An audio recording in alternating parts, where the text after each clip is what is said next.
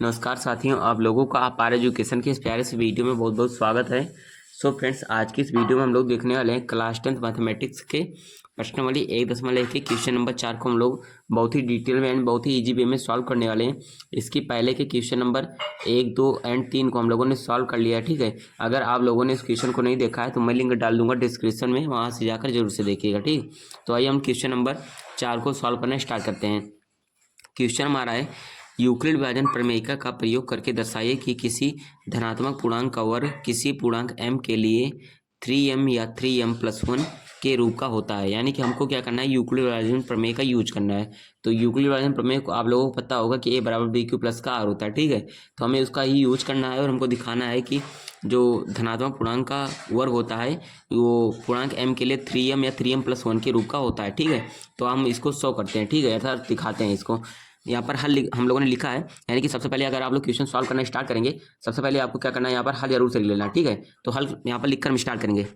हल हम लोगों ने लिख लिया है, करते हैं। यहाँ पर हम लोगों ने हल लिखा, उसके बाद हमको क्या करना है, यहाँ पर 3m या 3m+1 के रूप का हमें दर्शाना है। ठीक है, तो यहाँ पर लिखेंगे सिद्ध करना है। यहाँ पर लिखेंगे प्रॉपर लैंग्वेज में, सिद्ध करना है कि किसी पूर्णांक m के लिए किसी धनात्मक पूर्णांक का वर्ग किसी पूर्णांक m के लिए 3m या 3m+1 के रूप का होता है। इसको हम यहाँ पर लिख लेते हैं। ठीक है, तो देखिएगा हम लोगों ने यहाँ पर लिख लिया है कि सिद्ध करना है किसी धनात्मक पूर्णांक का वर्ग किसी पूर्णांक m के लिए 3m या 3m+1 के रूप का होता है। ठीक है, पहले आपको इतना लिख लेना है, फिर उसके बाद क्या करना है, यहाँ पर हमारा यूक्लिड विभाजन प्रमेय क्या होता है, यहाँ पर लिखते हैं यूक्लिड विभाजन प्रमेय से, यूक्लिड विभाजन प्रमेय से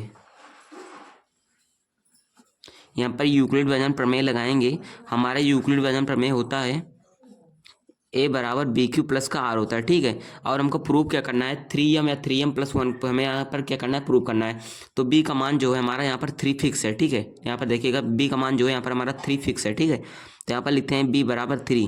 और कैसे मिला है, यहाँ पर अगर हम 3m+1 से तुलना करें, देखिएगा अगर 3m+1 यहाँ पर लिखें, ठीक है, माने यहाँ पर मैं आपको दिखा देता हूँ, bq प्लस का r है। ठीक है, bq प्लस का r है, यहाँ पर हम 3m+1 लिखें, तो यहाँ पर देखिए b का जो मान है यहाँ पर हमारा क्या है, फिक्स आ रहा है। ठीक है, और यहाँ पर भी 3m है, 3m है। ठीक है, तो यहाँ पर भी b का मान 3 है, अर्थात b का मान जो है यहाँ पर हमारा फिक्स है जो कि 3 है। ठीक, और जो यहाँ पर b का मान तुम्हारा हो गया, उसके बाद जो r का मान होता है हमारा क्या होता है, वो लेस देन होता है, ठीक है, b के मान से। ठीक है, अर्थात जो b का मान है उससे हमारा जो r का मान होगा हमेशा छोटा होगा। तो b का मान यहाँ पर हमारा 3 है, तो r का जो मान होगा 3 से छोटा होगा।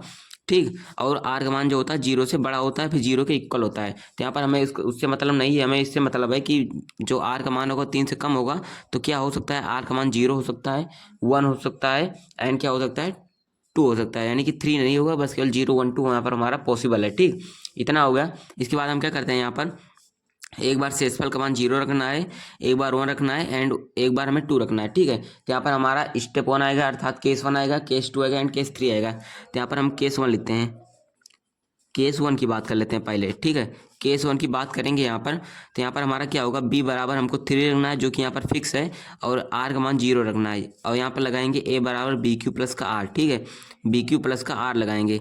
ठीक, तो यूक्लिड विभाजन प्रमेय का ये हमारा फार्मूला होता है यूक्लिड विभाजन प्रमेय का। तो a बराबर करते हैं, b की जगह पर 3 रखेंगे, यहाँ पर हमारा q है ही, तो q की जगह पर यहाँ पर q ही रखेंगे। ठीक है, q रख लेते हैं, r की जगह पर हमें क्या रखना है, 0 रखना है। ठीक है, अब क्या बोल रहा था हमारा कि किसी, यहाँ पर देखिए धनात्मक पूर्णांक का वर्ग करना है। ठीक है, हमें अब इसके बाद हमें क्या करना पड़ेगा, वर्ग करना पड़ेगा। ठीक, तो यहाँ पर वर्ग कर लेते हैं। देखिएगा वर्ग करते हैं तो हमारा दोनों पक्षों का वर्ग कर लेते हैं। ठीक, तो वर्ग करते हैं, एक तो आएगा a का स्क्वायर बराबर हो जाएगा 3q का स्क्वायर। ठीक है, 3q का स्क्वायर।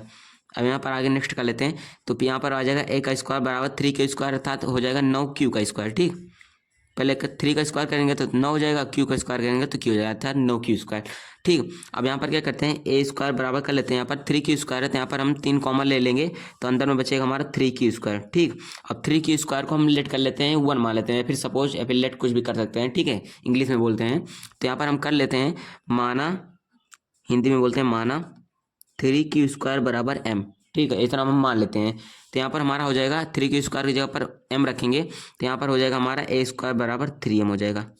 ठीक है। तो यहाँ पर हमारा बोला क्या था कि किसी धनात्मक पूर्णांक का जो वर्ग होता है वो 3m या 3m+1 के रूप का होता है। ठीक है, तो यहाँ पर पहला हमारा आ चुका है 3m के रूप का होता है। अब हमें दिखाना है कि 3m+1 के रूप का भी होता है। ठीक है, तो अभी हम लोगों ने r का मान 0 रखा था, अब हम r का मान 1 रखेंगे। ठीक है, तो हम यहीं चाहें तो साइड में हम क्या करते हैं, केस 2 की भी बात कर सकते हैं। ठीक है, तो यहाँ पर देखिए हम केस 2 की बात कर लेते हैं। यहाँ पर लिखते हैं केस 2। ठीक है, यहीं पर कर लेते हैं केस 2। ठीक है, केस 2 की बात करते हैं हम, तो यहाँ पर क्या आ जाएगा, b का मान हमें फिक्स है जो कि 3 रखना है, और r का मान इस बार हमें क्या रखना है, 1 रखना है। ठीक, तो हम रखते हैं यहाँ पर।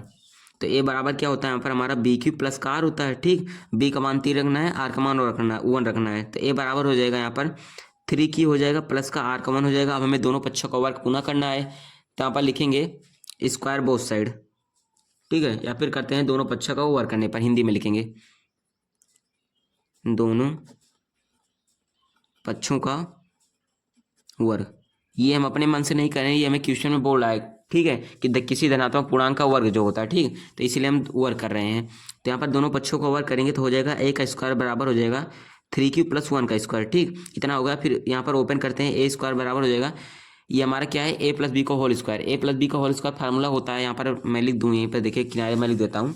ठीक, a+b का होल स्क्वायर बराबर क्या होता है हमारा, a स्क्वायर होता है प्लस का b स्क्वायर होता है प्लस का क्या होता है 2ab होता है, या फिर 2ab को यहाँ आप लिख सकते हैं या फिर b स्क्वायर को वहाँ लिख सकते हैं, कुछ भी आप कर सकते हैं। ठीक, a square plus 2ab plus b square, या फिर a square plus b square plus 2ab। ठीक है, यहाँ पर हम ओपन कर लेते हैं इसी के हिसाब से। तो ये a की जगह पर है, ये b की जगह पर होते हैं। यहाँ पर हो जाएगा a का स्क्वायर यानी कि 3Q का स्क्वायर हो जाएगा। ठीक, उसके बाद b का स्क्वायर यानी कि 1 का स्क्वायर, उसके बाद 2ab हो जाएगा यानी कि 2 इंटू में a की जगह पर है 3Q, फिर इंटू में b की जगह पर है 1। ठीक, इतना हो गया।